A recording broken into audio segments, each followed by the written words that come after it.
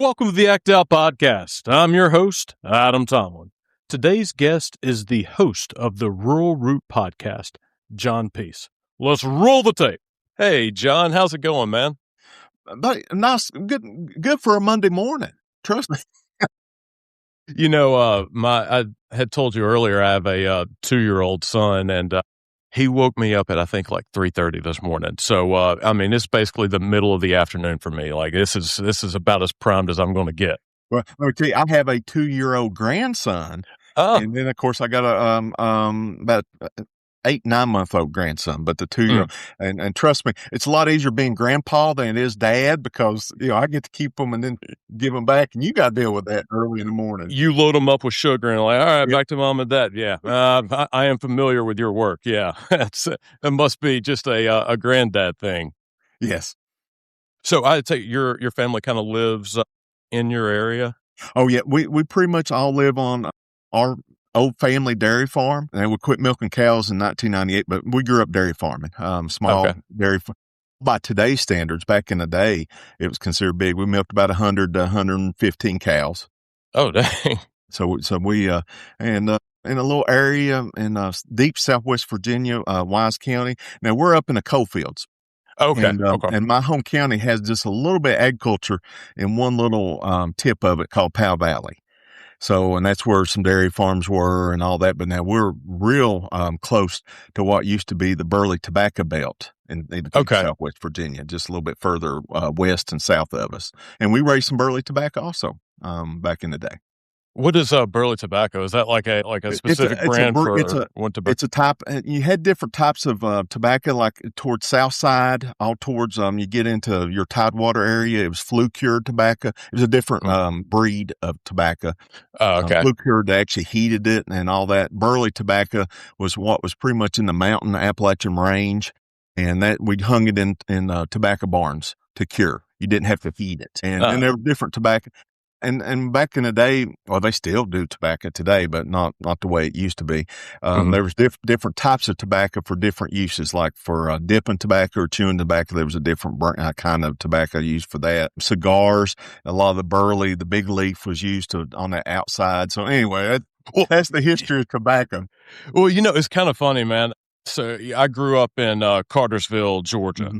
Which is feels a little disingenuous to call it a rural town now because it's practically a suburb of Atlanta. Whenever I was growing up, though, it was definitely like not that big. I think we kind of hovered maybe around like 10,000 people at the at its height. And one of the big things with growing up was playing baseball. And one of my favorite movies growing up, I don't know if you have seen, is The Sandlot. Oh gosh, I think and trust me, if you're a granddad, you watch it again, and for your kids and all that. So but there was that one scene in it where all the kids put in chewing tobacco and then rode the roller coaster, and that was like my very first like introduction to tobacco, and I was like, nope, I will never touch that again, I'll never touch that at all. That's just going to make me sick like it did all the like Benny the Jet Rodriguez. Oh, I know. That's a wonderful scene though. But if you want your kids not to use tobacco, let them get sick on it the first time. My son will talk about he don't use tobacco and stuff, and one of his uncles did that exact same thing. He was young, wanted some. Well, go ahead, big boy, give it a try, and he got sick. That's exactly what they would do. So my godparents lived in Calhoun, Georgia, which is about 30 minutes north of Cartersville, which was even more rural than Cartersville was. And I think the first time I went up there to spend the night, I was like 6 weeks old. Yeah. So I would basically spend about every weekend in Calhoun up there. And I remember one of my cousins got caught with some tobacco, and they made him put dip the whole can or something like that. And I don't think he ever touched it again after that. Oh, I didn't. Yeah, that's a good way and stuff. Yeah, and just fond memories. And I'm getting ready to actually write some new articles talking about how bad the tobacco buyout hurt, rural America and stuff economically and stuff, because it was such a profitable per acre crop. And it was specifically the old quota system, the old CCC government program, limited quotas, and the quotas were issued out to poor rural counties. So, small little farms could make a living off tobacco. And then of course the tobacco buyout of the early 2000s, took all that away. So your area, like what's kind of the main money makers there? Is it mainly farming? Well, actually, I mean, historically, if you go back 20 years ago and the previous 100 years before that, it was coal mining and timber. Timber was the first industry that came into the mountains, and then once the railroads got in here, then it was coal mining. And we're right on when a little bit of geography lesson. Wise County, we're right on the Kentucky border. That's Okay. what next to us. So we're down, that all that Appalachian coal fields region, and Wise County was one of the largest coal mining producing counties in the whole Appalachian region at one time.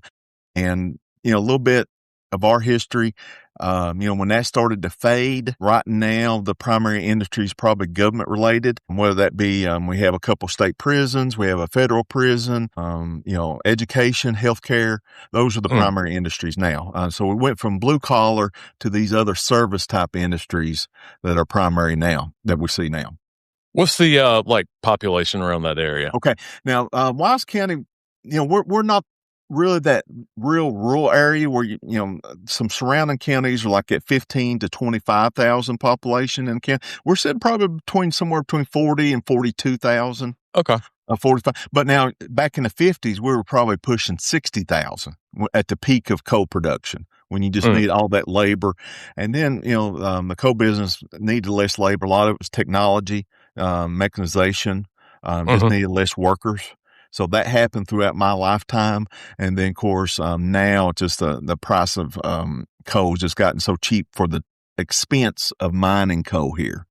And then natural gas has been another competitor. It's replaced a lot of coal in power plants. Now they use natural gas. Yeah. So some of it's been natural, some of it's been regulatory. Of course, politically, liberal Democrats get blamed for it, but it's not the true story. It's kind of interesting that you said that the Democrats kind of get the blame. Why do you think that is?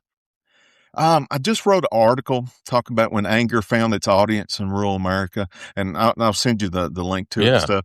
Back in the early 2000s, it was actually a marketing program done by the Coal Association called Friends of Coal. Came out about 2004, 2005, and there's these little stickers called Friends of Coal. And they were very good at marketing that they took this from us. They being the liberal Democrats, they being the regulatory, they being environmentalists. And not only did it ring in the coal industry, they also took dairy from us. They also took tobacco from us. They took our way of living from us. And see, that's when you start to see the switch, traditionally up until the early 2000s, all through the Appalachian Range was Union Blue Democratic voting. And it flipped because of that marketing. And also, it was something was a little bit true in that statement was they did take it from us with the dairy buyout of the 80s and the tobacco buyout. And, these were either programs that the Democrat Party either were part of or they endorsed or they were submitted it. And, they all had good intentions, but the problem was there was nothing on the back end to replace it for rural America. Right. Yeah. See, that's the kicker. And so you went from the party of the working person in the Appalachian region to you were the party that took our way of living from us and didn't give nothing back. And that's very interesting. I hadn't thought of it that way before, but you're absolutely right. Where there are regulations, like things like, hey, we need to do this and this. The problem is, though, that kind of leaves an entire host of people that now are out of a livelihood. Oh yeah, let's take tobacco for a second. Okay, you don't want your kids smoking. I didn't want my kids smoking or chewing stuff like that. But here's the thing. So you did the tobacco buyout on secondhand smoke, and because tobacco causes health, terrible health effects. Terrible cancers. Okay, true. We know that too. But now you're living in an era, so you took tobacco from us and you're trying to legalize smoking marijuana, and you turn around and legalize vaping, which also has health effects. Okay. So can you imagine, if you're sitting here as a former tobacco farmer, the hypocrisy of that? So you took our product away that we made a living off of, Uh-huh. and you turned around letting corporate America do marijuana and do vaping. That has health effects too. So, and it just seems so hypocritical for us in rural America. It's, and what you're speaking to, I think, is like one of the reasons why, everyday folks are saying that Democrats are elitist and they're like only wanting to go to the intellectual side. It does have a degree of truth to there, Yeah, and let me tell you, another thing was Democrats. I'll talk about Southwest Virginia just because they quit coming to rural areas. Mhm. They quit visiting, and also they'll make a statement. Oh, they vote against their self-interest. Anybody who says that, give me a phone call or email me. I'll tell you why they're voting the way they're voting. Mm. And it's not about their self-interest, okay? You just don't know their self-interest. You've never asked them what their self-interest is. Mm. For example, you'll see some of the big Democrat leadership talking about, well, the Biden administration was going to do this for them. The Biden, some legislation that Democrats pass is going to help them on this. Well, they're voting against their self-interest.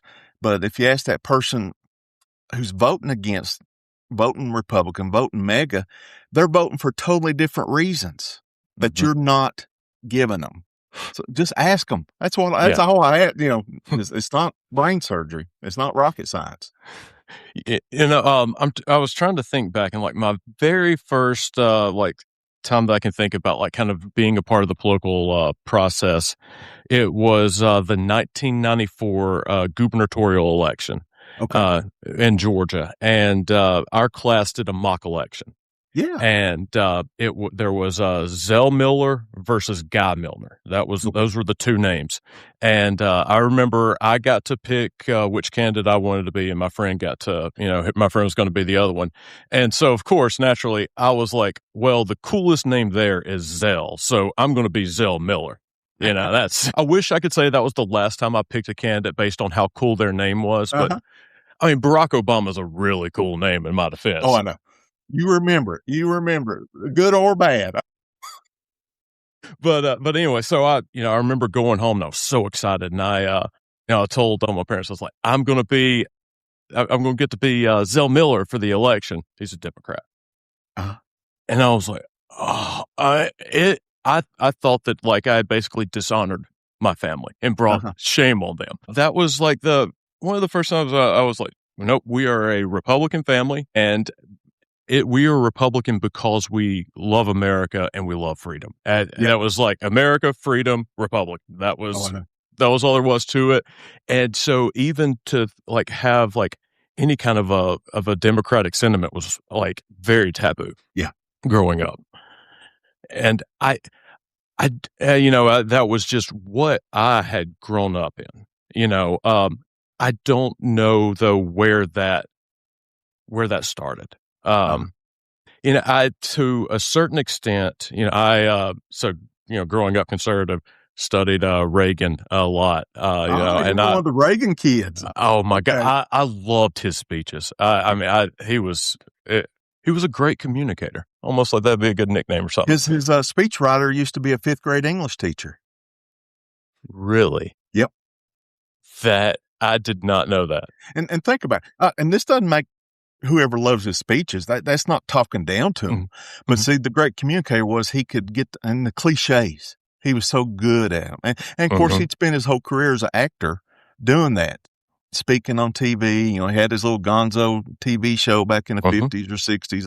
And then his speech writing was pretty much like what a football coach or a baseball coach, part of the great communication. Very much so. And his big thing, like really how he got to kind of, outside being the SAG president, he was the spokesman for General Electric and would go around and tour factory to factory and giving speech after speech. And I think that's really where he developed like a lot of his conservative views and stuff. But I could talk about Reagan all day. I kind of got lost there. But I remember one thing that he said in one of his speeches were the 9 scariest words in the English language. I'm from the government and I'm here to help them. Yeah. And then there's the government isn't the solution to our problem. Government is the problem. Okay. So you just brought up 3 or 4 things that we were already talking about. The tobacco buyout. Mm-hmm. That big government came in. It did not leave us better off in rural America. The dairy buyout. That came in rural America. That did not leave rural America better. And it was big government. I did one article. This goes way back to the early 90s when they established a national forest. That was not good. They took uneducated rural people's property, just took it because they couldn't read or write. I did an article on that. And so even my great grandma was talking about big government showing up, she used to call them G-men, government men. When G-men showed up, that was usually not very good for rural America. TVA, they just took people's properties, loaded them up on trucks, shipped them off to the cities, said, hey, get a job. Now, from an urban perspective, national forests and all that, wonderful. Who don't enjoy, the national forests and stuff. But in rural America, especially old family histories, there's a different history there that people don't know. Urban people especially don't know. Oh, yeah, very much so. And kind of like thinking back, but even after Reagan, when Clinton got elected, the era of big government is over. So I'm thinking now that like Democrats have just completely ceded the like idea that like big government is good. Essentially, they're like, no, it's just going to be bad. Well, let me give you a little bit about my background. I come from very plural.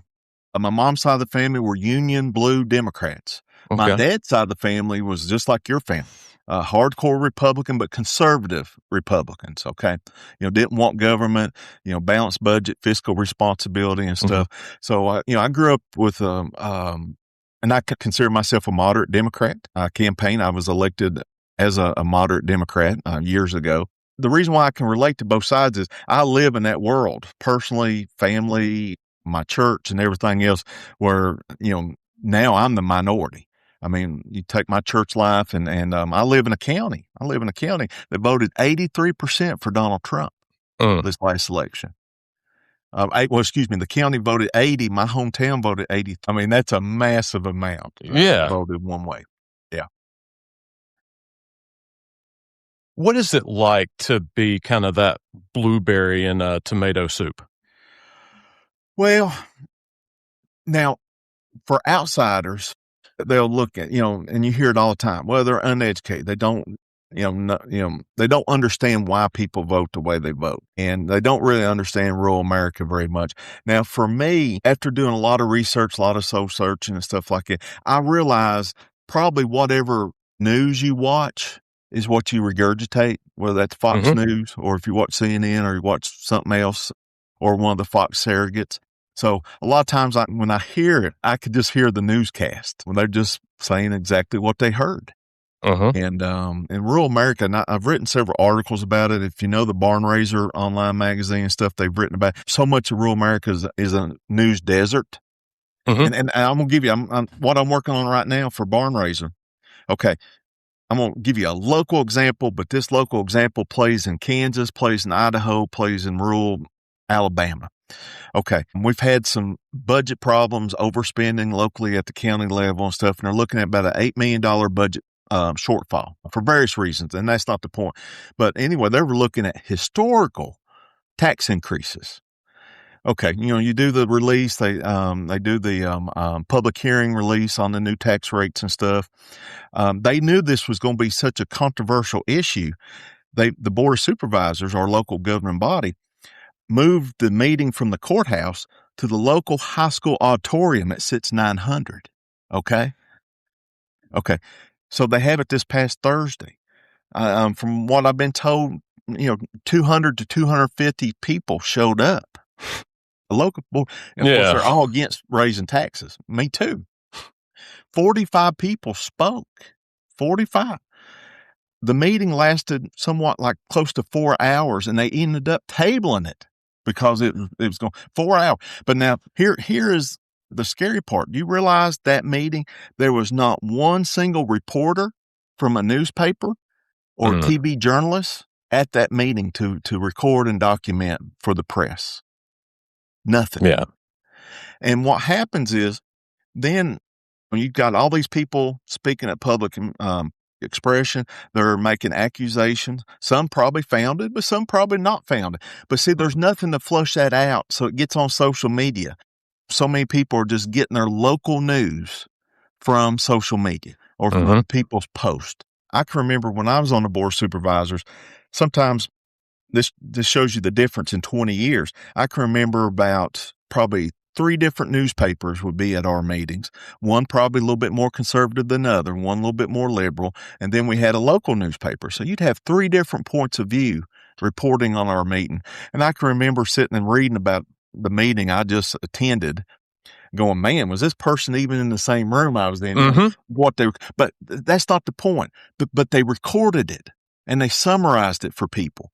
And then, like I say, the other newspaper might have had a different slant on things, but I can't tell you how important that is to have that. And now so much of rural America has no news coverage. So at the local, I call them Romeo clubs. Y'all have them there. I know you had them in Georgia. You know what Romeo Club is? No, I don't think so. Okay. Retired old men eating out. Every small town has a Romeo Club. Yeah. Now in Big Stone Gap, it's at Hardee's, downtown Big Stone Gap.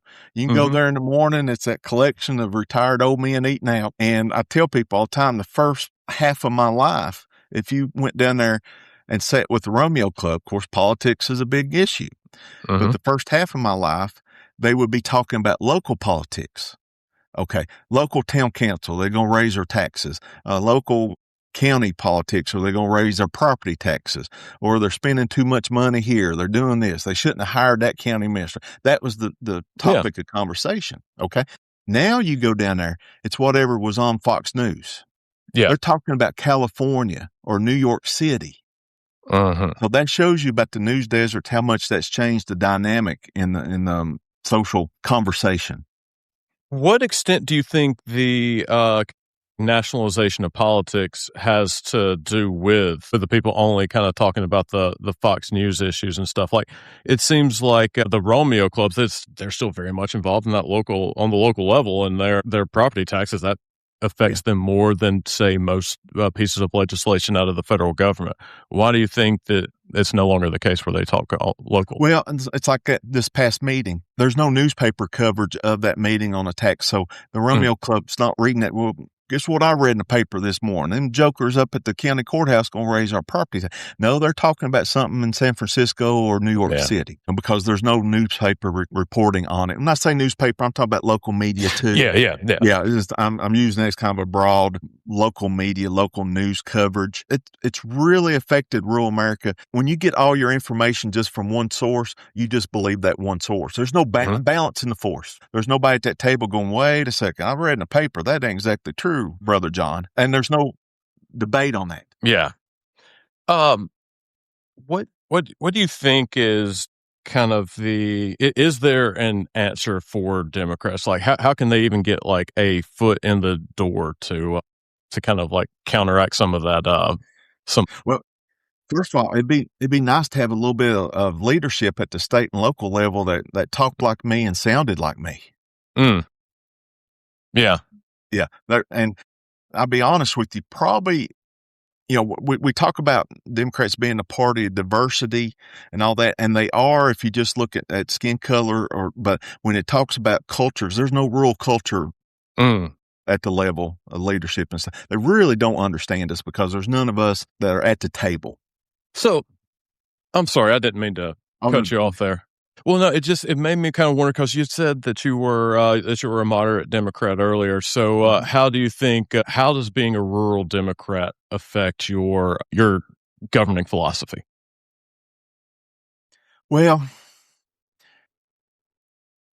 I'm gonna have to think about that for a second. Now, when you talk about rural governing philosophy, explain that just a little bit more to me. Well, what I mean is, how do you think the culture that you are in and that you grew up in, how does that affect your political belief system? I guess is that a little easier?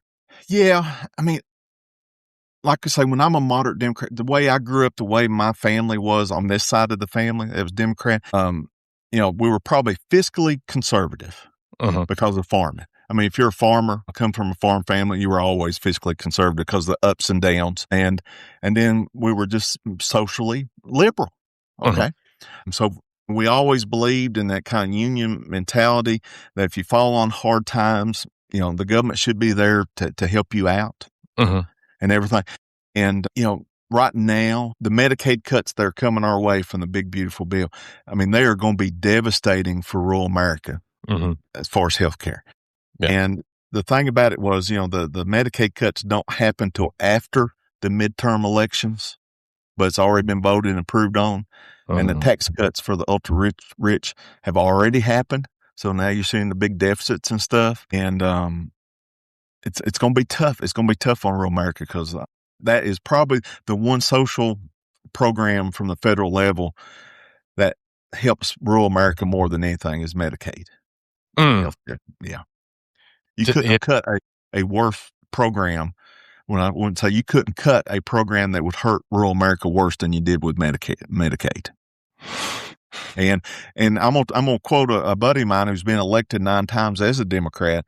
It's not an issue until it becomes an issue. So see, right now, us talking about it, it's just hyperbole. That's just campaign talk. Until the rural hospital closes, until the Medicaid cuts happen and your uncle and your aunts and all that lose their coverage, then it becomes an issue. So what you were speaking to right now, I feel like very much in 2024, we were basically having this exact same thing. Like, hey, this is gonna happen. Why do you think people have to feel something before they see it? I think because, like I say, it's campaign fodder. Oh, they're just saying that. You know what I'm talking about? It's, what is it, Missouri, the show me state, or is it Kansas? I can't remember. One of the states is the show me state. Yeah, I think it's Missouri. Yeah. To you show it to me. And a lot of that is so much political banter that goes around that doesn't come true until it happens. And also people ask me, okay. And when we do a little bit of campaign training on how to speak and stuff, there's top shelf issues and then there's kind of middle shelf issues. And let me tell you, MAGA and Republicans know top shelf issues very well. One is safety, law and order. Let me tell you, doesn't matter how poor you are, if you're on Medicaid and stuff, if you believe the other side is going to hurt your children or make your children less safe, you don't care about something that's going to happen to your pocketbook. You vote your children first. You got a 2-year-old. Okay. So if you believe immigration is, they harp on that, talking about these dangerous people, that's a top shelf issue. Okay. Economic ones are kind of right in the middle. So, are those, to me, those things it sounded like mid-level issues. Are Republicans, are they able to create top tier issues out of mid-level issues? Well, now safety is always going to be a top tier issue. Yeah. Safety of your children. Yeah. Well, I'm sorry, with the immigrants and stuff, I guess how there's kind of it's easy to concoct a boogeyman, so to speak. Yeah. And that's exactly, and given like with Fox News, if you think about all the information, what they're getting bombarded with is safety issues, crime reports. Our local newspapers that we still have in the region and stuff, they boil down to, if you buy a newspaper today, half of it's going to be sports and half of it is crime reporting. That's all you see is how terrible crime is. And also with 24-hour news and on your phone, there could be some, I'm going to tell you this story from my grandfather who raised me. He was a B-17 bomber pilot, World War II, dairy farmer his whole life. He said, Kingsport, Tennessee is about a 45-minute drive from our house. That's probably the closest small city near to us, within an hour's drive. And he said, son, I grew up in the 1920s. He said there could have been a mass murder in Kingsport, Tennessee, and we'd never know about it unless a traveling salesman came through and told us about it. We were too poor to have a newspaper, too poor to have a radio. And if a traveling salesman said, oh gosh, there was a mass murder in Kingsport, well, that would be the only way we'd even know about it. And now there could be something happen that's terrible in Seattle, Washington, and it's on our phones immediately here in rural Virginia. Yeah. Okay. So the world seems more dangerous than what it probably actually is because of your phone. It's right there in front of you. And previous generations never had that in their face on their phone. We call it power of the ping. I mean, if something bad happens, your phone's pinging to let you know about it. Yeah, that is very true. You're getting inundated with so much stuff. You're like, yes, obviously it's very dangerous out there. Yeah. Okay. It's interesting because, I've spent, growing up all the time in rural area, but as soon as I got to college, I went to college in Atlanta, and I've been in urban areas for, like 20 years now. So it's, kind of like, it feels like just yesterday in some respects that, I was in Carswell, and then sometimes it feels like a lifetime ago. And so it's like, it's good to be able to like remember kind of like the mindset and how folks did, because I think that the biggest thing. So, I was a Republican, and like all the way up in high school, my very first vote was George W. Bush. It was Bush versus Kerry in 2004. Oh, I know. I voted Bush, and then McCain in 2008 even. Okay. Obama was the first Democrat that I voted for in 2012. Okay. But what attracted you to him? I'm curious. So, all right. What had happened was I graduated college in 2009, and it was pretty much the heart of the Great Recession. Yes. And the first thing that I was like still very much in, I had the mindset where America was great because we were free. And because we were free, if you worked hard enough, you could achieve the American dream. Like that was kind of what I had assumed. And I kept that assumption with me all throughout, like even graduating college. But during the Great Recession, I saw like all of my friends that, I'd gone to high school with, they graduated college and were right back in their parents' basement. And it was folks that they weren't lazy. They were not like down in their basement. They did what they were supposed to do. They did what they were supposed to do. They worked hard. Okay. Exactly. Yeah. And so I was like, this makes absolutely no sense to me whatsoever. I mean, like, we're free. We can do whatever we want to. And they work hard. Why is no one able to get ahead? And I think that was the first time where Fisco was like, okay, maybe it's not just like government bad. That was kind of that mind shift switch, as well as, and then there was also like cultural issues. My sister came out of the closet, and I was like, well, okay, I've known her her whole life. She has been who she is her entire life. Like, okay, I was wrong about that. My bad. And so that was kind of it was very much the fiscally the shift from seeing like that folks actually did need some help from time to time, especially in economic distress, and then also the cultural issues. Yeah, glad you brought that up. Talking about our current chair of our Democrat Party, our county, came from probably one of the most prominent Republican families throughout our county history. I mean, going back generations. And she had a daughter that came out. And, it kind of triggered going, wait a second. My daughter's a good person. My daughter should get treated just like everybody else, and all that. And that kind of triggered her going, whoa, a lot of things I believe, and it just made her start questioning it. And that doesn't make the other side evil or bad. But, I tell, and it's also easy for me. I'm Presbyterian USA. So, we allow gay marriage, and we're a lot more open to equality for everybody, bar none. And so it's very easy for me to always view it that way, religiously and, government wise and stuff. And then also where I was raised by my great grandmother and my grandfather and stuff, I heard so many stories before there was government help, how things were. For example, I wrote in my first book, this was back in the 80s, the preacher made a bad choice of asking my grandmother what she thought of his sermon about the good old days. And this was after church because she would never embarrass him in front of people. But he said, what'd you think of the sermon? Thinking, well, she's, would like to hear about the good old days. And she looked at him, she said, Sonny, you're just young and ignorant. She said, when were these good old days you're talking about? She goes, I have a good memory. And he said, and he kind of stumbled around. I remember I was a teenager at the time. He said, well, back in Mayberry days when you didn't have to lock your doors at night. And she just looked at me and said, Sonny, I'll tell you, you know why we didn't have to lock our doors back in the good old days? We were too poor to own anything, and there wasn't nothing in our house to steal. Mm. You didn't have to lock your doors.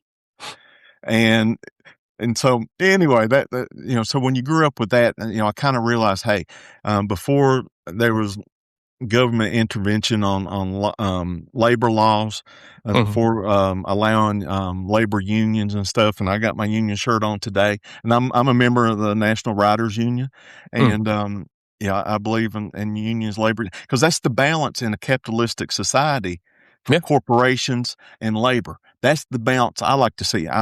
Sometimes I don't think we need as much government as we need more unions. Yeah, that's interesting. That's where I'm a moderate, That's where I probably diverge a little bit from Bernie Sanders. Okay. I'm not against Bernie Sanders, but I just think if we had more labor laws that were beneficial for unions, you wouldn't have the billionaire class getting the tax cuts and the middle class shrinking. So another thing that I grew up on was capitalism is the greatest thing ever. No takebacks and nothing negative on it whatsoever. And I think that that was something that it was told to us, and we're like, yep, absolutely. Yep. But we also equated unions as completely anti-capitalistic. Unions were anathema to a free market economy. And that was especially in Georgia, growing up, I think one of the first popular things that the governor did was make us a right to work state in the early Virginia is 2000s, too. whatever. Yeah. And we're still and right to work is it's a misnomer. It's wonderful marketing. Right to work, which means you're right to work for low wages. Okay. Yep. And that's what it really means, but great marketing. And prior and see, my family owes so much for UMWA. My great grandfather was a coal miner. And I'm gonna tell you that this is a true story, and I'm gonna show you how it used to be before the union. This happened probably in the 20s. He was the manager of a coal temple, which loaded coal into trains and stuff. The mines would be behind the coal temple, and there was a mine explosion. Okay. Killed 3 or 4 men and killed a half dozen ponies or mules that they used to pull the coal out. This is 1920s now. Well, my great grandfather, they're coordinating rescue efforts, trying to dig out the men. But in that time, probably a couple hours after explosion, the superintendent drove down from his mansion in his fancy car up to the coal temple, opened the doors to my great grandfather's office. And the first words he said to him was, "What the hell happened to those ponies?" Okay. And my great granddad said, "What do you mean? We've lost at least 3 to 6 men we know of right now." And he said to him, "It's not going to cost me a dime to replace those men. There's already men lined up for those jobs down at the office, but it's going to cost me $3 a head to replace those ponies." Now, that's the world we lived in before. And that's a family story. And after that, my great granddad was a Union Democrat, and, he preached that way too. Yeah. Yeah. Because he lived in a world that you were worth less as a worker than them ponies. $3 ponies. You had said something earlier, kind of got me that the right to work, it was good marketing. It's not. I think the government needs a better marketing job. In a lot of ways. Okay. I can remember this was late 90s. We were milking cows. Al Gore just lost to George W. because of you. No, I'm just. And I remember thanking God after the Supreme Court, came down and said, but anyway, my granddad said, "Son, if the Democrat Party would just hire a few used car salesmen to market, we'd never lose an election." And there's so much truth in that statement. I say it today and people laugh, and then they start thinking about it going, man, that ain't, they're when you talk about being elitist or being very smart, some of the most educated, but they are terrible salespeople. And most of them have never been in sales. I spent a whole career in sales, and I tell people they'll say, "Well, we hire these marketing firms. We do, these marketing consult." No, there's a difference in salesmanship and marketing. There's a totally different. Salesmanship is about personal feelings, personal emotions. Marketing, you're just marketing a product. Salesmanship is personal. How do I get people to do something? And in our case, we need them to vote Democratic. Terrible salesmanship. I mean, we do classes on it and stuff like that, but try to help people. Yeah. As you were saying that, it kind of made me think back. It seems like Democrats are really good at talking to people's heads, and Republicans are pretty good at talking to people's, I would say hearts, but their fears. Emotions. Yes, emotions. Yeah. Yeah. And see, they pick their issues that way with safety. Dangerous, if you don't vote for me, these dangerous illegal aliens are going to just, hurt your children. I mean, they're very good. They know emotions. So apparently I'm sorry. Oh, no. Apparently what Trump will do whenever he's at a rally, he's just basically spaghettiing, throwing stuff on the wall, and he is waiting to hear the reactions. Oh, so he's like, he earlier was like, I didn't even know transgender was going to be an issue until people started like about it. And so then he's like, okay, we need to hammer this home. But he couldn't care less about it. Oh, I know. Or it's the dangerous Muslims, or it's dangerous, and all that. And if you think about that, they play on fear. It's fear mongering. But it works when it comes to elections, and especially in rural America. We've never had good experiences with outside people. Rural America probably exhibits a little bit more stranger danger than other areas. Urban, I'll give you, for example, we visited back in 2019, my family. I took my daughter after she graduated high school, New York City. Okay. And I never expected to love New York City the way I did. Okay. It wasn't like I was dreading a trip, but I never had any urge to go to New York City. Well, anyway, we're going on this tour of Central Park, and there was a Ukrainian immigrant that was actually giving a tour and stuff. And I said, buddy, I got to ask you a question. I said, I've not traveled the world, but I've traveled a little bit. And I said, this is the first trip that nobody has asked me about my accent and said, where are you from? Okay. He looked at me. He said, there's over 400 languages spoken in New York City. He said, you're just one of many accents. You know what I mean? They're so diverse that my accent didn't even stick out. Okay. But see, we're the exact opposite in rural America. Anything sticks out. And then that stranger danger kicks in. And a lot of times it gets misinterpreted, stranger danger, for, well, they're racist, or you hear they're fascist. No, it's stranger danger. And it really is. You're just misinterpreting their fear and why they're against something as maybe being racist when it's actually stranger danger. If they know you, what they'll like you. Yeah. I think that's actually what you just spoke to is very important. I kind of unconsciously had that attitude, the stranger danger thing. And whenever it was like going to a small private liberal arts school, and I basically just immersion, just dove into the deep end with, just folks from all over the world. And it was seeing that it was meeting people that were completely, from other side of the world from me, like different language, everything. But we hung out for about, 15 minutes. And I'm like, this is one of the coolest people I've ever, it was like, we're the exact same. And then it was just as I started meeting more people, I'm like, no, it's not necessarily stranger danger. Actually, it's really cool to meet new people. Oh yeah. And so you went from stranger danger to finding out, no, there's not a danger. And I'll give you, for example, you have the far right will talk about this liberal indoctrination by colleges. It's not. You just actually meet a Muslim for the first time. Yeah. You just actually, I had my freshman year at Virginia Tech, I had a black roommate.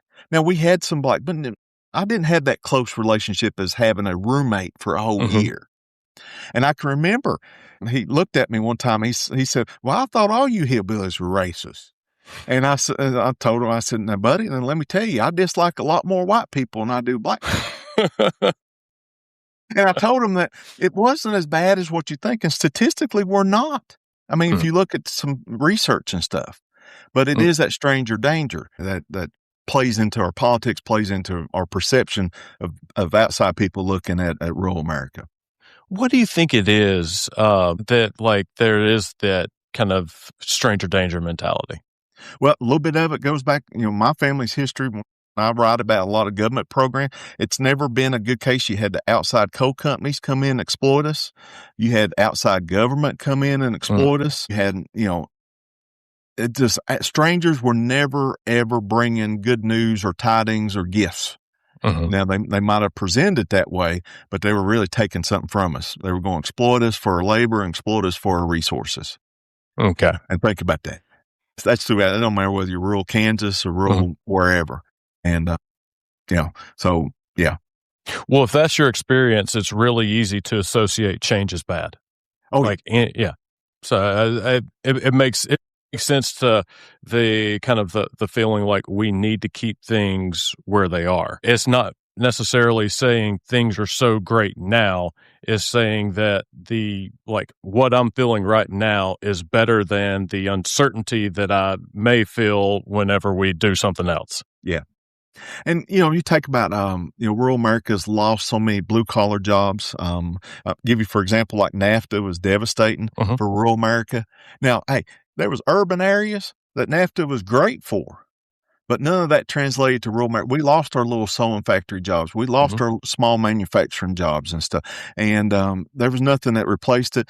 And then, for a candidate to come in and go, oh, well, we're going to help get call center jobs for you. Now, yourself, you go from a blue collar, proud of your work type mentality, and you want to stick a coal miner in a cubicle. Yeah. And I'm not knocking call center jobs. There's people that love that, people that make good livings from that, but it don't match, our culture very well. So where do we go from here, man? Well, I tell you, hopefully, and this is one reason we started doing our podcast. I have a feeling I'm going to ask you here in a little bit, turn this around, ask you about why you do yours. We need better news coverage. We need more diversity. We need more balance in the force and what gets in front of people's eyeballs on social media. We kind of do the Rural Route Review podcast, just to offer some balance. You don't have to agree with us, but and plus we hope it's entertaining. I hope we educate some of the Democratic elite. But hey, ask us, we'll tell you. But you got to come down here and look at us and ask us and care enough to hear our answer. So I think that's the first step, get more balance. Second, I really think that politics, it needs to get more back to local. I'm a firm believer, low saying, all politics is local.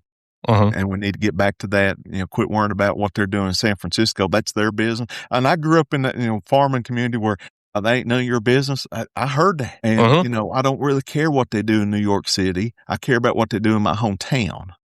And it's not that we don't care about America. We love America. We're very patriotic, but, we're not New York City. And if they want to do such and such and pass such and such, more power to them. It don't affect me none. So. It's interesting. It kind of, it's kind of a little bit of contradictory to what we were talking about, though, with like the Fox News thing and people talking about like, you hear what's going on in New York City and stuff. Yep. So it's so, it's just so fascinating to me. Well, and this is just observation. I'm not going to this, but this past election, the transgender people in high school sports was such a hot button issue here locally. And I can remember asking them, has that even happened in our region? Right. Okay. Exactly. And they go, well, no, but it happened in California. And I'm like, and I'm not even judging. I'm not saying it's right or wrong, but I mean, my goodness, you're making your primary issue of why you're voting a certain way on something that happened across the country. Yeah. But it was important to them. Trust me. Yeah. It was. It's very true. And what's kind of fascinating that though is whenever you ask somebody, well, we're just protecting women's sports, but just like one follow up is like, okay, well, what was your opinion on Title IX? No, Title IX is awful. It seems like you only care about protecting women's sports whenever it was like whenever transgender issue came up. I know. And then it was isolated cases and wasn't nowhere in my rural America. And my congressional district's the size of New Jersey. And nobody could tell me it happened local. Right. And that's your primary reason for voting. But it was. Yeah. It was a big reason. The percentage of the population that is transgender is so unbelievably small that you are literally making a mountain out of an ant, not even a molehill. It's just you're making a mountain out of an ant. Yeah. But now in elections and national elections, you got to have an enemy. You got to have the versus. And that's what they focused on. In the early 1900s, it was my ancestors, the Scotch Irish. There was a lot of legislation. The Scotch Irish were going to take over this country. Then it was the Chinese. I mean, there's always been on national politics, one side or the other, having to pick us versus them. These people are dangerous. And it's always been that way. Well, I'm thinking immediately back to Nina, or No Irish Need Apply. Yep. I mean, it's been as far back as the country's founded. We've had It's nothing new. It's nothing new. It just regurgitate. And "Make America Great." It's not a new slogan. It was regurgitated from the early 1900s. Really? So who was like kind of the starter of that? Do you know? We might need to do a whole nother show on that one. Okay. There was one. So I found a Thomas Dewey campaign poster. Okay. And I was like, oh my God, I have got to have this thing. And so I went down a little like rabbit hole on like that whole Truman versus Dewey election. Yeah. And I have no idea why I just started on this, John. I'm sorry. Oh, you go right ahead. Your show, buddy. Yeah, so apparently, like one of the big reasons why everyone thought Truman was going to lose was because everyone assumed that voters made their mind up for who they were going to vote for by the time the convention happened. So any polling after the convention was absurd, and that was like one of FDR's like big advisors. He was like the guru. He had that rule. So they just like nobody really polled, but Thomas Dewey, since he knew he was going to win, he basically, like, I think he said, like, the streams have fish. You can't have liberty without freedom, and the future lies ahead of you. That was like the three things he said, and that was like how he, planned on winning. Wow. And a lot, we're talking about not a lot has changed and stuff, but now you go back to FDR, his fireside chats radio program. That is social media back in the day. And if you think about, and this is where you just had a state senator on your show. I just watched the show and stuff. I tell you what, Democrats were late in the ball game getting into those, what I call raw interviews, not prepackaged, not overproduced. And actually there's a lot of good research and look into it. As far as being influential, these raw type of just having a conversation unscripted is a lot more believable. Hey, we're going to misspeak. We're going to misquote, and stuff's not on purpose, but it's real. And, I hate to say it, the other side, when I say the other side, the Republican side was just early 10 years ahead of the Democrats on understanding the power of these raw interviews on social media with them and the small influencers. And it's not just the big ones. Yeah. Very, very true. I mean, there is a whole like media infrastructure on the right that I was just seeing something today where like a lot of women just one search for like fitness tips or like health tips. It was something so just like benign could like lead you down the like Maha rabbit hole. Well, and I'll give you, for example, and I'm going to brag on our little Rural Route Review podcast. We had one video. We invited our local commissioner of revenue on, who's been elected 9 times and stuff, knows politics, local politics. And we just went through and had a podcast on how your property taxes are assessed and that whole process. Well, we got so many more views than we expected. And he was like, why are people watching this? Because if you're an adult and you own any property, you pay property tax. It's something that they didn't teach in high school. And people kind of it's not that we're that entertaining and we're definitely not good looking or nothing, but it was just information that was just, it filled that void of, when I get that tax bill, where do they get these numbers from? And, we had like 30,000 views on one of those and yeah. And he was like, why? And I'm like, well, because it was something that was interesting to him. It's not entertainment. It's not viral, but it does, everybody gets a tax ticket, pays taxes on their cars, pays taxes on their house, and just explained that a little bit. And that's all it was. It wasn't even a political or campaign video. He was just explaining how it gets assessed. So what I just heard is we need to talk about property taxes for the rest of the time now, right? Well, and I'll tell you what, though, it does highlight how we need to talk about how local government and how things work. Mhm. because Yeah. people don't understand. Like schools in Virginia, it's a very complicated funding process. Some of it's local, some of it's state, and they get a little bit Mhm. from the federal level. And until people, and then I get this all the time in rural America. Well, why can't we tax Walmart and Lowe's more than Joe Schmo's little small hardware store Mhm. downtown? Well, we'd like to do that. I was on the board. I mean, Lowe's and Walmart definitely could pay more local property taxes, right? But there's laws that you have to treat everybody the same. Mm. People don't understand that. Well, I'm sorry. I've a lot of times that where especially in Georgia, where they'll be like, "Hey, if you bring this business down, you won't have to pay property taxes for the first, 5 blank years, years." yeah, Yeah, whatever. yeah. So I've seen that before, where you're kind of like, theoretically, what you're like bringing them in for is like to increase I know. the tax base, and you're like shooting yourself in the foot there. Well, and we might do another show on data centers. That's another big thing across Yeah. Virginia. We're facing that here, even locally in rural America. That's one of the things. I wrote an article. Data centers aren't evil or good, but the deal you make with them can be bad or good. And the devil's in the details of that contract on what you give up and what they pay. They're not necessarily bad, but they're not necessarily good either. And then on how taxes, and so I'll give for example when Abigail Spanberger came down here to address our local committee, she was talking about raises for school teachers, and we were like, "Don't say it that way." And she was like, "What do you mean?" And I said, "Okay, you have to understand how education's funded at a local level. When Richmond passes a pay increase for teachers, that sounds wonderful. But here in Wise County, 30% of that pay increase is funded locally. Okay. Or you take like Scott County next to us as it's probably about 30% is local. So when you talk about a teacher raise, you're talking about if a county has a balanced budget, doesn't have reserves, a teacher raise means increased property taxes. Okay.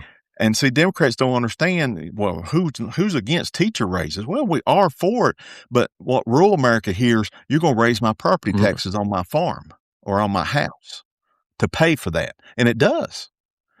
But see, rich counties, the state funds very little of their education and stuff. So most of that doesn't affect them, but coming out of Richmond, it affects rural counties.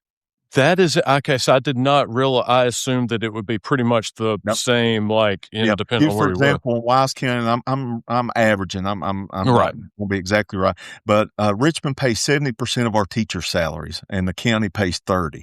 Where you take Fairfax, Loudoun County, they probably pay 95% of their teachers' salaries. The state pays very little because they're a rich county. They can afford it. It's called a composite index, and we can do a whole show on that. And but see, that's where probably the Democrat Party don't understand how rural America is different from urban centers and wealthy counties.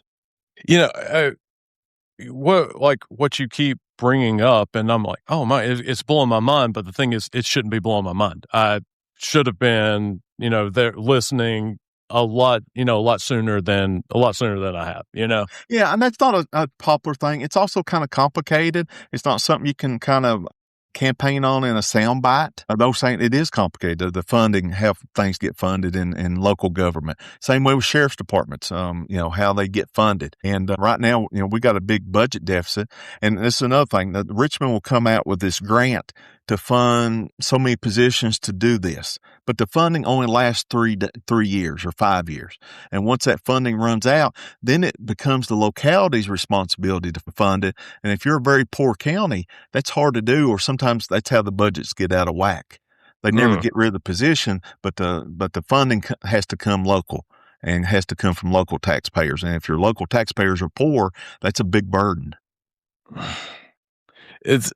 It is interesting. It seems like there's a lot of well-meaning things that the state is trying to do, but it just not quite enough see-through to make sure that it's as or understand how it works. Those saying my great grandmother used to say, the road to hell's paved with good intentions, son. It's It feels like sometimes, and I mean, it very much is. You're saying that your county went 80% Yeah. for Trump. It seems like it's at times it feels like an impossible thing, but I think it's just about making inroads, right? Just trying to do just kind of like one step at a Yeah, time. and it's a combination of things. Newspaper deserts or lack of local media. The only information they get is from a conservative mega type of organization. Also, this goes back to Obama administration. This wasn't his fault, but during his tenure, the Democratic Party pulled away from the 50 state initiative. In other words, they pulled resources out of rural America. They closed up shop in rural America and said, we're going to go to an urban centric campaign strategy to where we're just going to concentrate on urban areas and basically left rural America. The infrastructure pulled everything out. There's no money that comes in rural districts for campaigning. There's nothing. Nothing comes from the state or the federal level. So if you want to run as a Democrat in rural Southwest Virginia, you're on your own. Yeah. And with the senator that I was talking to earlier, of course, I knew politics was expensive, but I didn't even realize, like, for these delegate and Senate races, you're looking at like hundreds of thousands of dollars to be able to run a race. Yeah. Well, I'm going to break it down even more local. Okay. At the local level, let's take a town council. We were just talking about fundraising with our local committee. You really need $5,000 or $10,000 to run even in a town council. A board of supervisor races, you better have 15 to 25, 30,000. This is rural America. I'm not talking about urban. You can get into six figures. And for a county-wide office that's contested, you're going to get into six figures for the sheriff or the county clerk. Okay. But the difference is the Republican, the state party, and the national party will help fund that. We don't have no resources coming from the state or federal. Why do you think that is? Like, it doesn't. Is there not enough money to go around? Or are they just going all in on urban? They got the money, but no, it's urban areas. They're only going to spend money on what they deemed as competitive races. Well, I got news for you. You're never going to be competitive unless you start competing in these rural races. See, that's right. The chicken or the egg. I was about to say it becomes a self-fulfilling prophecy at some point. Yep. Yeah. So when they pulled out, we went to 80-20, and we're never going to be competitive unless you help us. So, but their argument is, well, you're not competitive. We're not going to spend no money there. And also there's the thing. It's not always about winning the race. It's about promoting your message and what you are. And so that's where you get back newspaper desert. The 80% is going, well, they're just, they're bad. I hate to use the word evil, but you know what I'm talking about? Democrats are bad and Republicans are good. But if you never hear, I'll give, for example, my son belongs to a hunt club and one of his friends I was talking to, and I kind of let him know I was a Democrat. And he looked at me. This was a 28-year-old young man that lived in a very rural section of Lee County. He said, well, you're probably the first Democrat I've ever met in my life. Now, we know he's met other Democrats, but I was probably the first one that he knew. Yeah. I definitely remember the very first time I realized that not everybody was a Republican. I was shocked. You have already, and actually, were you more shocked? He was a pretty decent person. Yes, it made me rethink things. I was like, I must have missed something. He probably sacrificed a baby right after we got finished talking. But that's what they hear. I've had people find out I'm a Democrat and go, "Oh, you're too nice a person to be a Democrat." I couldn't believe you were a Democrat. It's so amazing. Yeah. And so that's why we got to get our candidates on your show. We got to let them know they're a person. And see, the other side, Republican does a great job on promoting the candidate versus issues. Democrats were too in love with our issues. We promote issues way too much instead of the candidate. Yeah, that's a very that's good where point. The family values comes in. Republican in rural Virginia, all they show is their family values. We love Virginia. We love them. All this feel good stuff, right? And they promote the candidate, where our candidate's going, well, I'm for this issue, and this issue, and you should be too. That is I hadn't really thought about that before, but you're right, and I think it kind of goes back to what we said earlier, where Republicans go for the fear and Yep. Democrats are going for the head. Yep. So Oh, I know. we got to. One side is playing to their emotion, the other side is trying to educate them. Yeah. Yeah. That's. I heard before that said that voters treat treat Republicans like an absent dad that they just want like a little bit of validation from, and they treat Democrats like their mom that's always there and just going to abuse them anyway. Yeah, I'm gonna give. It's kind of a related story. This happened in 2016. My son's uncle, coal miner in the coal industry. This was after Trump come down touring all the coal, saying I'm gonna bring coal back. Okay, this is after Hillary said what she did about the we're gonna put a lot of coal miners out of work, and laughed about it. Now the laugh is what gets her. It ain't the statement; it's the laugh about. Okay. Well, anyway, I was talking to my son's uncle. We're friends. Smart fella, smart coal miner. I said, Terry, I said, you do know Trump can't bring back these coal jobs the way he says. He goes, yeah, I know, but at least he was nice enough to us to lie to us. Okay. And I want you to think about that statement. He was nice enough to lie to us. And if you get into psychology that calls lies of affection, you'll do this to your son when he goes get his shots. Oh, this ain't going to hurt very much. Or you're going to lie to him because you're a good dad. You're going to lie to him, and all of a sudden he gets a shot and it does hurt, but he don't view you as a liar. Uh-huh. You were actually a concerned, loving parent that you lied to him. And that gets into the like, at least Trump was nice enough to lie to us. And the other side made fun of us losing jobs. Now think about okay, that's all that matters. Doesn't matter if it's true or not. I was just thinking whenever you had said that, like, why she would have left. And even whenever I grew up in rural, it was so far away removed from coal that, like, the only thing that I think of coal is like coal mining and like the black soot or whatever, like all over you, and black lung. And so for that, I'm like, oh, okay, yeah, I could see how you would like laugh and be like, oh, yeah, we're getting rid of that to go to clean energy. Yeah. But whenever you have been in that your entire life, it is you're not laughing at like getting rid of the black lung. You're laughing at getting rid of my job. And also, it was a slap in the face for middle class people who worked every day, pro union, a lot of them, going, I don't care about your job. I don't care about your family losing jobs. See, it went far beyond coal miners. It reverberated, whether you're an auto worker, you're a farmer, that, you had a candidate that really didn't care about blue collar. And, it did spread. And it was, And I mean, it'll haunt the Democratic Party for a long time. Yeah. Yeah. Absolutely. And it wasn't just a statement. The statement was true, but it was the laugh and kind of making fun of it. Now that was the sin, if you want to call it that, or the negative, was the laugh about just the kind of nonchalant. There's going to be a lot of unemployed coal miners when we get done. And I might have even misquoted her, but still, that's what I remember. Right. Okay? I was about to say it to a certain extent, it really doesn't matter what she said whenever like the sentiment takes off. Point.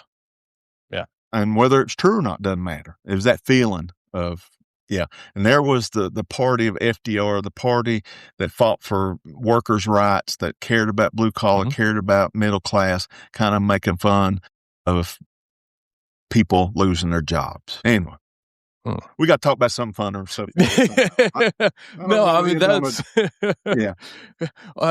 I knew that, I knew that this conversation was going to be pretty heavy at times. And it is because I had actually, my sister still lives in Cartersville, and she is she's a bar manager, at a restaurant. So she, deals with a lot of folks, and I kind of asked her about why she thought people were reflexively Trump, and she was like, she made the point that it was tied to religion. But, I mean, Yeah. we know it is. But I'm gonna give her hope. I want you to relay this story to her. Okay, my hometown, I said, voted for 83% for Donald Trump. But that same day, okay, now granted, town councils we don't label as in Big Stone Gap, Republican or Democrat. Everybody's independent, but everybody knows in rural Big Stone Gap what party you Right. are. I mean, okay, so when you run, they know.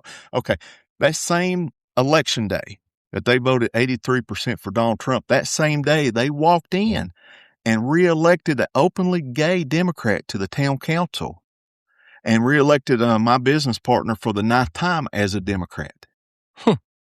Okay? Yeah. And the reason being was they were voting. They knew that person. They knew that candidate. And the two candidates, Doug and Tyler, both, they've done a good job over the years letting people know who they are, not the issues. They're voting for Dougie as a Democrat. We hate all the other Democrats, but that one's okay. He's ours. No, he's an okay guy. Same way with our town council member. They love him as a person. All the other stuff didn't matter. How are they able to ingratiate themselves and with folks who are going to go to Trump every time? Yeah, a great job of promoting themselves and just letting people know. Coming on shows like this, or coming on, just being active in the community, being very open to the public, so they know them personally, not as a Democrat. They'll vote for you, but they really got to know you. Okay. I think people have to see you actually care. People are going to be extremely cynical, especially around like anybody running for office. Yeah. And so it's something that you've got to show up for multiple times, and it can't just be lip service either. Oh no. I'll give you this past election. Also, that same 83% voted for Donald Trump. They elected newly two young black men to the town council. And this is the same people that voted 83% for Trump. And a lot of times these progressive groups will go, well, they won't vote for Democrat because they're racist. I'll show you Big Stone Gap. They just voted in too. But let me tell you, they're outstanding young men. They're outstanding candidates. Yeah. The black part don't matter. Does that make sense? Yeah. And, yeah. But it's okay. So even to a Trump voter, that didn't matter because they're great people. And people knew it, and they voted for them. Yeah. And going right back to what you said before with the stranger danger thing. It's what, like, you've got to, you can't remain part of the out group. You've got to, you got to make yourself the exception of the out group whenever you're going to be campaigning in that area. Now, do you think that like Democratic policies, are they popular in your neck of the woods? No, and I tell you, Andy Beshear, the Democrat governor of Kentucky, says it best. He said, first of all, he visits Eastern Kentucky a lot. FaceTime is very important for rural America. They got to see you. It's not just the campaign ads or sending out flyers and stuff. And Andy Beshear, he'll draw. I think his last reelection, he got into the 40s in Eastern Kentucky. Now think about that. In the 40s, when Trump was pulling 80. Okay. So another thing he talks about, he said, when I go to Eastern Kentucky, I don't talk about Democrat issues. I talk about Eastern Kentucky issues.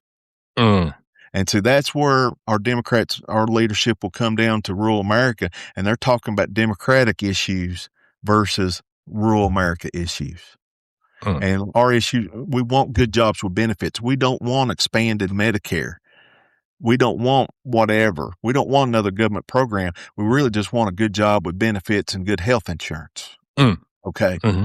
So, come down there and talk about good jobs for us. Don't come down, I'm going to, expand this government program for you. Same way with farming. Don't come down and talk to my beef farmers and stuff. Talk about, well, we're going to do a government program to help you out. No, help me get better prices or lower my cost. Let me make a capitalistic profit. That's what I really want. Whenever, so my wife, she has a lot of family in Northeast Ohio, Trumbull County, which actually used to be like the bellwether of the bellwether counties there. But we went there to to Warren, and I think it was Camden had just been born in 2023, and I was talking to some of the people that still live there. They were very, very heavily like a automotive manufacturing town. And I think NAFTA had had really done a number on that area. Yeah. But I was talking to one of the guys, and he was talking about how as soon as his son graduated college, he was like, well, yeah, he had to go move away in order to get a job.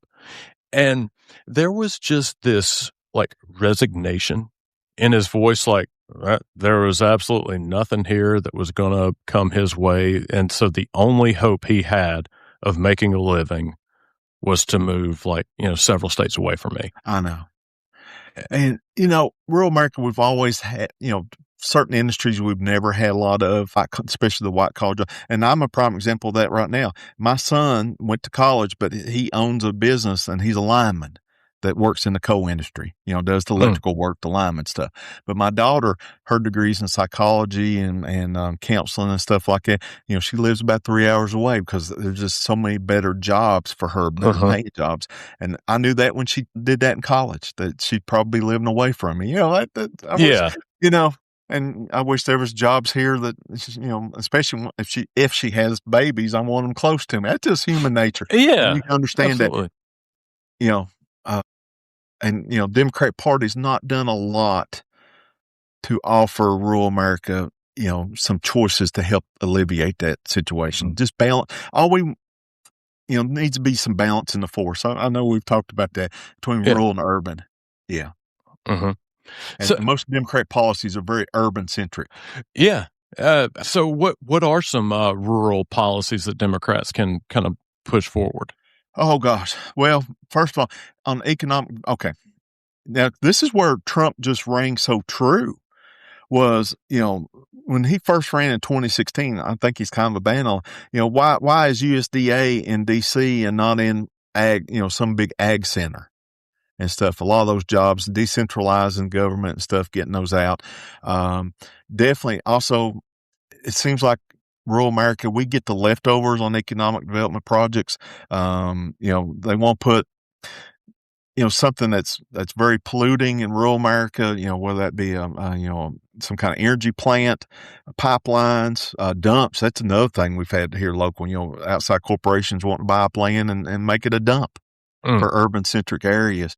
Another thing, education is not equal. Virginia, our funding system, we don't have the same quality education. Now, we do great in test scores, don't get me wrong and stuff, but the opportunity is not. So definitely, and also understand how funding works at the local level to help us and not put us in a bind. Sometimes they'll offer money, but if there's a match, if you ain't got the match, it don't help you. Right. Yeah. Okay. That makes sense. So there are things that Democrats can do. It's not a completely lost cause, you don't think? Oh, no. Yeah. That's, and I think another thing that Democrats can do, you need to speak the language. Yep.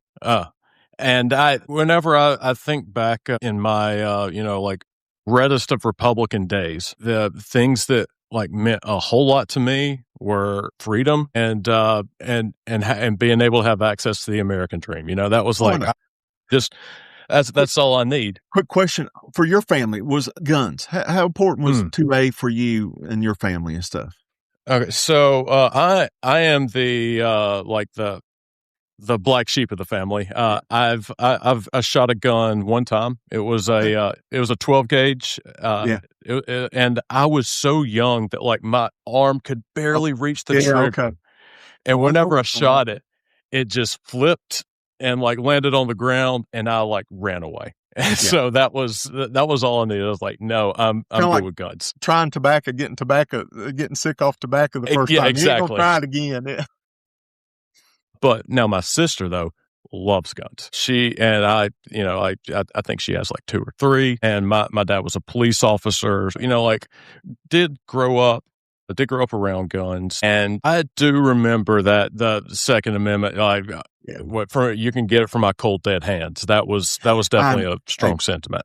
I've got guns. My son's got guns. I mean, put it this way, in rural America, and truly, and this is where the Democrat board don't, we viewed guns more as a tool. I mean, really, you did. On the farm, you had them for varmint control. And here's another thing. I just was talking to another fellow Democrat who was a lot like me as far as we just want responsible. I don't want guns into mentally ill people's hands or criminals. Everybody wants that. Heck, even most mega person don't want that. Okay. But, if you live in Blackwater, Virginia, which is in Lee County, you might be an hour 15 minutes from a cop being at your house if you call 911. So, see, we don't live in the same world as suburban, urban areas. Yeah. Okay. It might be an hour and a half away. So if you think about being a single mom, strange car pulls up in your driveway, 2 drunk men get out. Let me tell you, the only law you have is actually having a gun or something to protect yourself. Because that cop an hour and a half away is not going to help you. So see, that whole mentality is so different. Living in rural America versus urban, where you think about, I call a cop, he'll be here in 15 minutes. Yeah. So we do view them more as self-defense. We do view them more as a utility tool. And do I have assault weapons? No. Do I have family members that have them? Yeah. I don't have no problem with them having them.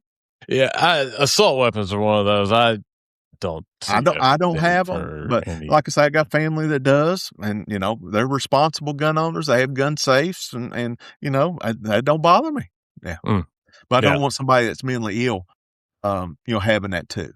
Yeah, and that's where we have to have a discussion of how do we keep it out of hands that we don't want, and just have an honest discussion. And that's where everybody gets entrenched in their position, and it gets stuck. Yeah. Why do you think the Second Amendment has such a stronghold in the rural area? Well, because, and I get on to the Democrat Party. Okay, I want your son, I want my grandson to go to a safe school. Okay. And I don't care how we do it.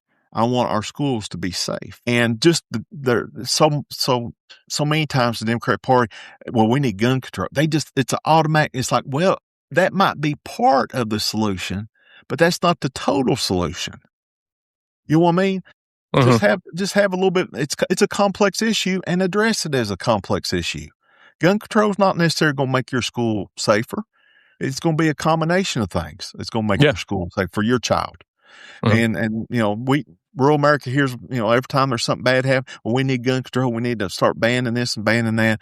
And so everybody gets entrenched in their positions. Yeah. Yeah. I get that. And like with the banning, I hear a lot, well, if you ban guns, the only people who have guns are bad guys. Oh, I know. Essentially, it's gonna. And and I tell people all the time, as far as that being something, I mean, that horse has already left the barn. I mean, there's so many out there. I mean, right? Yeah. But I'm also, why don't Democrats promote gun safety? Why don't they promote gun safety hunting classes in high schools? I mean, because everybody's for gun safety. I don't care how mega you are. You want your child to be safe around guns. And so, there's a lot. It's a complex issue. And I wish the Democrat Party would treat it more like a complex issue instead of a one size fit all. Well, if we do this, we're going to solve this problem. Well, no, let's be honest. No, you think any type of, where you're talking about especially gun violence in schools and things like that, until you get any kind of handle on mental health care. Well, see, I think you got to start with mental health, and that's probably the issue you need to start with. Yeah, no, I 100% agree. All these shootings, it's not a person. The person who is doing it is someone who has been bullied or neglected or abused to the point to where they feel like they have no. Yeah, exactly. They feel like they have no other choice. Yeah. And Lord, we're not no experts on that and stuff, but everything we've casually read about and stuff with the mass shooters and stuff, most of them I've ever read about had a very well documented history of mental illness. I mean, I know there might be exception out there, but everything I've read, and and that's another thing in rural America, we have absolutely no resources for mental health. I mean, Yeah. right now, yeah. You So were another whenever show you were on that. saying that your daughter, you were like, yeah, I knew that she was going to have to go a few hours away. That was Yep, whenever you said that, I was I literally know. thinking like, and that is And for to your drug county's addiction, detriment. same way. Drug addiction, we have no drug addiction healthcare. We have no mental health care, and we're struggling just to keep our local ER open. Yeah. Is drug addiction is that a pretty Terrible. bad? Another thing that the Democrat Party lost rural America was the opioid epidemic in the 2010s, and it devastated rural America. If you ever watched Dope Sick or read the book that Macy's, she's running for Congress now, came out with, Pennington Gap, Virginia, which is right next to me, was the epicenter of opiate marketing, and they targeted rural America. They targeted the coal fields specifically. Really? Yeah, I didn't because, know that. well, let me tell you why. It's very simple. We have a very high percent back then, go back 15 years, percent of population that either had Medicaid that covered 100% of drugs, or Union minor insurance that covered 100% of drugs. So where do you want to sell your drugs? Places that it costs the end user nothing. Okay. So they marketed to doctors pain care as being preventative. This is non-addictive. So there was a lot of doctors that handed it out like Tic Tacs, like candy bars, and people got addicted. And see, it was 100% paid for by either insurance or Medicaid. So the families involved in all the opiates and stuff, they got billions, and we saw families lose family members, that got killed. And all the while, you had Democratic leadership taking big pharma campaign donations. I know. I think I can. I think it's one hand, but that's still a lot of people. The number of friends that I've had die from overdoses it's multiple people. Yeah. Yeah. And I don't blame the doctors. They were lied to with fake studies. I mean, that's why they had the lawsuit. And then right now we're sitting here, they've had the lawsuit. They got billions of dollars in compensation. I don't see none of it here in rural Southwest Virginia. Yeah. Oh, it was our people that died. There was a lawsuit supposed to be compensation to punish the big pharma, and none of it that I can see. I mean, yeah. We've been, and rightfully way too long. No, man, this has been so much fun. We're going to have to do this again.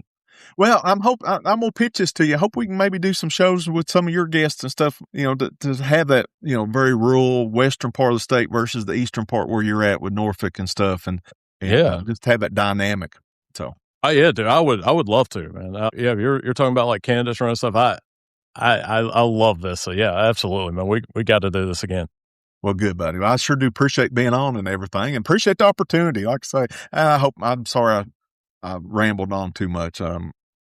You stuff your sorries in a sack, man. This was exactly what I was wanting, man. This was a lot of fun. Well, buddy, until next time now. All right, John. Thanks for acting out with me, man. Okay, thank you now.